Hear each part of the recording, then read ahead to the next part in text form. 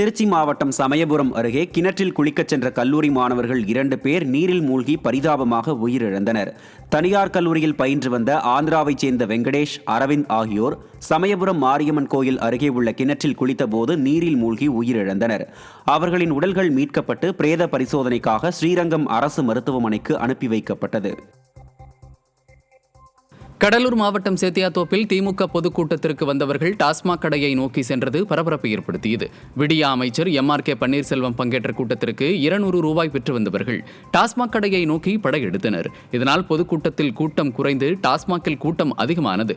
அத்துடன் வாங்கிய 200 ரூபாயும் டாஸ்மாக் கடையை திறந்து ஸ்டாலின் அரசு பிடுங்கிக் கொண்டதே என்று பலர் வேதனை தெரிவித்தனர். ஸ்டாலின் மாடல் அரசின் நிர்வாகம் டாஸ்மாகையே நம்பியிருப்பது இதன் மூலம் வெட்ட வெளிச்சமானது.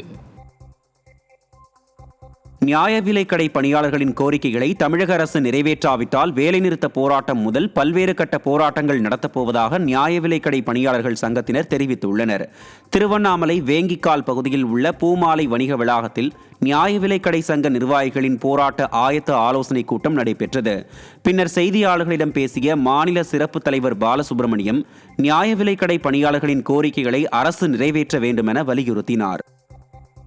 வருகிற 22/4/25, 23/4/25, 24/4/25 ஆகிய 3 நாட்களும் தொடர் வேலைநிறுத்தத்தில் தமிழ்நாடு அரசு நியாய விலைக்கடை பணியாளர் சங்கம் ஈடுபட முடிவு செய்துள்ளது. அதன் மூலமாக கோரிக்கைகள் நிறைவேறாவிட்டால் பாதிக்கப்பட்ட பணியாளர்களை எல்லாம் ஒருங்கிணைத்து தமிழ்நாடு அரசு பணியாளர் சங்கத்தின் சார்பில் வருகிற 28/4/2025 அன்று மாநிலம் முழுவதும் பொது விநியோக திட்டத்திற்கென தனித்துறை, பழைய ஓய்வூதிய திட்டம் உள்ளிட்ட 14 அம்ச கோரிக்கைகளை முன்வைத்து மாபெரும் மறியல் போராட்டம் மாநில அளவில் 3 மையங்களில் நடத்த முடிவு செய்துள்ளோம். தாம்பரம் அருகே மின்கசிவு காரணமாக ATM மையத்தில் திடீரென தீ விபத்து ஏற்பட்டது. சிட்லப்பாக்கம் அண்ணா தெருவில் உள்ள தனியார் வங்கி ATM மையத்தில் CCTV கேமராவை பிரகாஷ் என்பவர் பழுது பார்த்தபோது ஏசியிலிருந்து புகை வந்ததால் உடனடியாக மின் இணைப்பை துண்டிக்க முயன்றுள்ளார். அப்போது தீப்பற்றி மளமளவென எரிய தொடங்கிய நிலையில் தீயணைப்புத்துறை வருவதற்குள் ATM இயந்திரம் முழுவதும் எரிந்து சேதமானது. இந்த ATM இயந்திரத்தில் 8,30,000 ரூபாய் பணம் இருந்ததாக கூறப்படுகிறது. விருதுநகர் மாவட்டம் ராஜபாளையத்தில் பட்டியல் சமூகத்தை சேர்ந்த பணியாளர்களின் கோரிக்கைகளை கையாளுவதில் அதிகாரிகள் பாரபட்சத்தோடு செயல்படுவதை கண்டித்து மின்வாரிய ஊழியர்கள் ஆர்ப்பாட்டத்தில் ஈடுபட்டனர். பொன்னகரத்தில் உள்ள மின்சார துணை மின் நிலைய உதவி செயற்பொறியாளர்கள் பட்டியல் சமூக பணியாளர்களின் நியாயமான கோரிக்கைகளை கையாளுவதில் பாரபட்சத்துடனும் சாதிய பாகுபாடுடனும் செயல்படுவதாக தெரிகிறது. இதனை கண்டித்தும் பட்டியல் சமூகத்தை சேர்ந்த பணியாளர்களுக்கான நோடல் அதிகாரியை நியமனம் செய்ய வலியுறுத்தியும் மின்வாரிய ஊழியர்கள் ஆர்ப்பாட்டத்தில் முழக்கங்களை எழுப்பினர்.